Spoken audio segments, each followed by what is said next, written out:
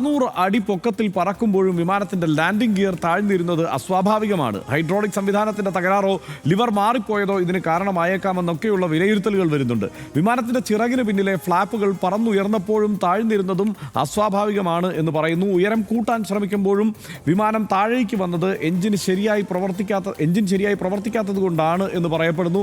വിമാനത്തിൽ നിന്ന് കേട്ട അസ്വാഭാവിക ശബ്ദവും യന്ത്രത്തകരാറിന്റെ ലക്ഷണമാണ് എന്നാണ് വിദഗ്ധർ പറയുന്നത്.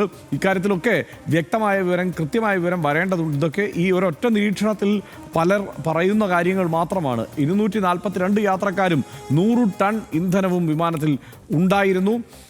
യാത്രക്കാർ, ഇന്ധനം, ലഗേജ് എന്നിവയുടെ ഭാരം അനുസരിച്ച് വേഗം ക്രമീകരിക്കണം. വിമാനത്തിന്റെ ഭാരം കണക്ക് കൂട്ടിയതിൽ പൈലറ്റിന് പിഴവുണ്ടെങ്കിലും ഇങ്ങനെ അപകടം ഉണ്ടാകാമെന്ന് പറയുന്നു. ഇന്ധനത്തിന്റെ ഗുണനിലവാരമില്ലായ്മയും എഞ്ചിന്റെ പരാജയത്തിന് കാരണമാകാമെന്നുള്ള വിലയിരുത്തൽ വരുന്നുണ്ട്. വേഗത കൈവരിക്കുന്നതിനിടെ വിമാനത്തിൽ പക്ഷി ഇടിച്ചതാകാനും അതും ഒരുപക്ഷെ കാരണമായേക്കാമെന്നുള്ള സംശയമുണ്ട്. അഹമ്മദാബാദ് വിമാനത്താവളത്തിന്റെ കാര്യമെടുത്താൽ പക്ഷികളുടെ സാന്നിധ്യം വളരെ കൂടുതലാണ്. പക്ഷേ 2 എഞ്ചിനും നിലയ്ക്കും വിധം പക്ഷി ഇടിക്കാനുള്ള സാഹചര്യം എന്നത് അത്യപൂർവമാണ് എന്നതുകൂടിയുണ്ട്. ഈ വൈമാനികർ പരിചയസമ്പന്നരാണ്. ക്യാപ്റ്റൻ സുമീത് സബർവാളും ഫസ്റ്റ് ഓഫീസർ ക്ലൈവ് കുന്ദറും പരിചയസമ്പന്നരായ വൈമാനികരാണ്. സുമീത് സബർവാളിന് 30 വർഷത്തെ പ്രവൃത്തി പരിചയമാണ്. 8200 മണിക്കൂർ വിമാനം പറത്തി പരിചയമുള്ളയാളാണ്.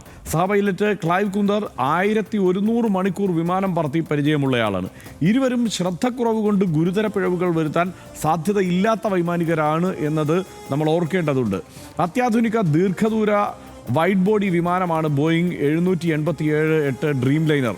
ബോയിങ്ങിൻ്റെ ഡ്രീം ലൈനർ ശ്രേണിയിലെ ആദ്യത്തേതും ഏറ്റവും ചെറുതുമായ മോഡലാണിത്. 13,530 കിലോമീറ്റർ വരെ നിർത്താതെ പറക്കാൻ ഡ്രീം ലൈനർ വിമാനങ്ങൾക്ക് കഴിയും. അതുകൊണ്ട് ഭൂഖണ്ഡാന്തര യാത്രകൾക്കായി ലോകമെങ്ങുമുള്ള എയർലൈനുകൾ ഇത് ഉപയോഗിക്കുന്നുണ്ട്. കാര്യക്ഷമത, ടർബുലൻസ് കുറവ്, സുഖസൗകര്യങ്ങൾ, സുരക്ഷ എന്നിവയ്ക്കൊക്കെ പ്രശസ്തമാണ്. ഇതേവരെ ഈ ശ്രേണിയിൽപ്പെട്ട ബോയിങ് വിമാനങ്ങൾ അപകടം ഉണ്ടാക്കിയിട്ടില്ല. ഈ മട്ടിലൊരു വലിയ അപകടം ഉണ്ടാക്കിയിട്ടില്ല.